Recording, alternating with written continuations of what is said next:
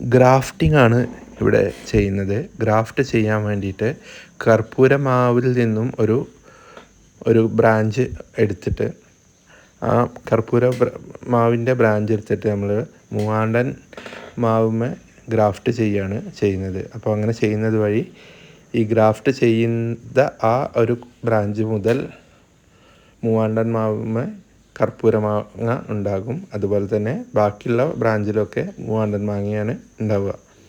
ഇതാണ് ഗ്രാഫ്റ്റിംഗ് വഴി നമ്മൾ ചെയ്യുന്നത്. അപ്പോൾ ഗ്രാഫ്റ്റ് ചെയ്യുമ്പോൾ നമുക്ക് ഉള്ള ഗുണം എന്താണെന്ന് വെച്ചാൽ ഒരു മാവുമ്മ തന്നെ 5 വെറൈറ്റി ആണ് ചെയ്യാൻ പറ്റുക. ഗ്രാഫ്റ്റിങ് 20 വെറൈറ്റി ഒക്കെ ചെയ്യുന്നുണ്ട്, പക്ഷേ മാങ്ങയുടെ എണ്ണം കുറയും.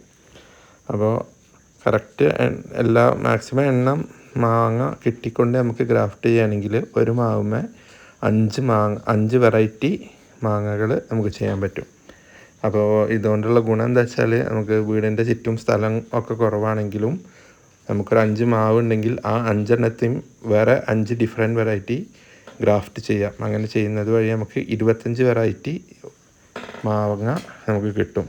അത് ഈ 5 എണ്ണം ചെയ്യുന്നതുകൊണ്ടുള്ള ഗുണം എന്താ വെച്ചാൽ മാങ്ങൻ്റെ എണ്ണം ഒരിക്കലും കുറയാതെ തന്നെ നമുക്ക് വെറൈറ്റി മാങ്ങ കിട്ടിക്കൊണ്ടിരിക്കും. അപ്പോൾ അതാണ് അതിൻ്റെ ഗുണം. അപ്പോൾ അതിന് ചെയ്യാൻ വേണ്ടിയിട്ട് ഈ മൂവാണ്ടൻ മാവിൻ്റെ അതിൻ്റെ ആ തോല് ആണ് നമ്മൾ കളയുന്നത്. തോല് കളഞ്ഞ് നമ്മൾ കർപ്പൂരമാവിൽ നിന്നെടുത്ത ആ ബ്രാഞ്ച് ഇങ്ങനെ ചെരിച്ച് കട്ട് ചെയ്ത് ഇവിടെ ഈ ഭാഗത്ത് വെച്ചിട്ട് നമ്മൾ പോളിത്തീൻ കവർ ഉപയോഗിച്ച് കെട്ടി വെക്കുക. അതായത് വെള്ളം ഉള്ളിലേക്ക് വരാത്ത പോലെ. വെള്ളം ഉള്ളിലേക്ക് കയറിക്കഴിഞ്ഞാൽ അവിടെ ഫംഗസ് ഉണ്ടാവും.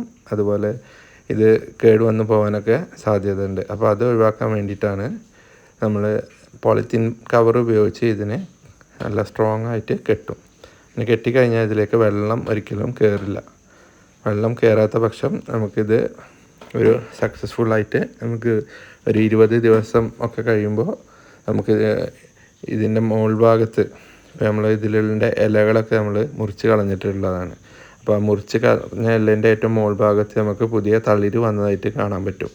അങ്ങനെയാണെങ്കിൽ ഇതൊരു സക്സസ്ഫുൾ ആയിട്ടുള്ള ഗ്രാഫ്റ്റിംഗ് ആണെന്ന് വേണമെങ്കിൽ പറയാം.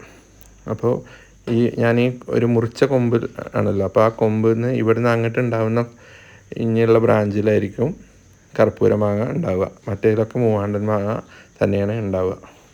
അപ്പോൾ ഈ ഒരു ഗ്രാഫ്റ്റിംഗ് മെത്തേഡ് നമുക്ക് അതായത് ഒരിക്കലും മാവ് അതേപോലെ പ്ലാവ് ഇതൊന്ന് മിക്സ് ചെയ്താൽ നമുക്ക് ഗ്രാഫ്റ്റിംഗ് ചിലപ്പോൾ സക്സസ് ആവണം എന്നില്ല. പക്ഷേ ഏറ്റവും കൂടുതൽ സക്സസ് ആയി കണ്ടിട്ടുള്ളത് സെയിം വെറൈറ്റി, അതായത് മാവിൽ ഉള്ള വെറൈറ്റികൾ മാവിൽ തന്നെ ഗ്രാഫ്റ്റ് ചെയ്യുമ്പോഴാണ്.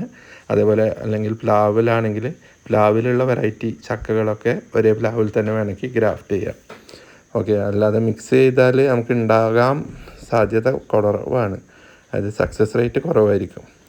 അപ്പോൾ ഇങ്ങനെ ഇത് നമ്മൾ പോളിത്തീൻ ഷീറ്റ് കൊണ്ട് ഫുള്ള് ചുറ്റി, ഇനി ഈ മോൾ ഭാഗം കൂടി നമ്മൾ കംപ്ലീറ്റ് ആയിട്ട് ചുറ്റി കഴിഞ്ഞാൽ ഇതിലേക്ക് വെള്ളം ഒരിക്കലും ഉള്ളിലേക്ക് വരില്ല. അപ്പോൾ അതാണ് അതിൻ്റെ ഉദ്ദേശം.